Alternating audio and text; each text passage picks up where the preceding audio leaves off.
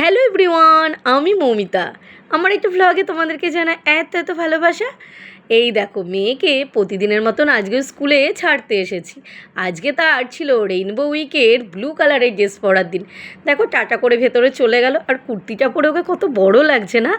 আর আমি এখানে স্কুটিতে একটু ওয়েট করছিলাম, ইন্দ্রাণীর সাথে দেখা হলো, ও ছেলেকে ছাড়তে গেল ওই জন্য।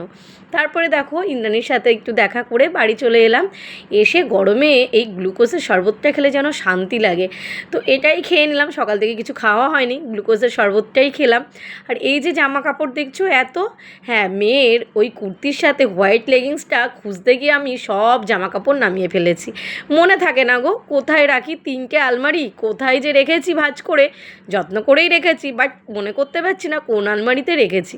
তো ওর ওই তাকটা সমস্ত আমি খুঁজে বের করার জন্য সব জামা বার করে নিয়েছি। তো এবার তো গোছানোর পালা।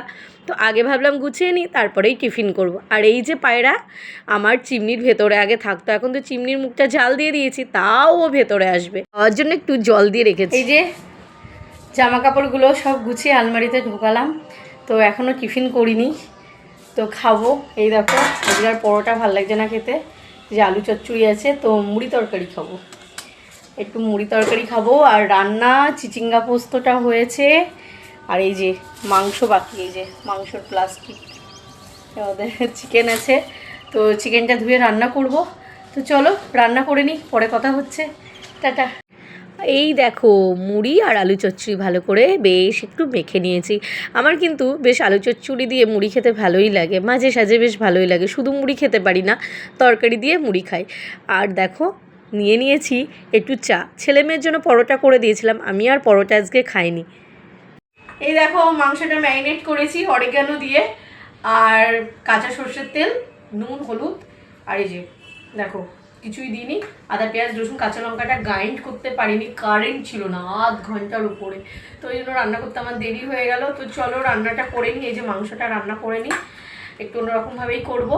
তো চলো ব্লগটা এখানে এন্ড করে দিচ্ছি, আর আমিও মাংসটা রান্না করে ফেলি, কেননা কারেন্ট ছিল না বলে ঘড়ির কাঁটায় 2টো বেজে গেছে। তো চলো তাড়াতাড়ি করে রান্না করে নিই। এই দেখো লাল লাল চিকেন আলু দিয়ে বেশ একটু গরমে, তো ওই জন্য একটু ঝোলঝোল করেছি আজকে।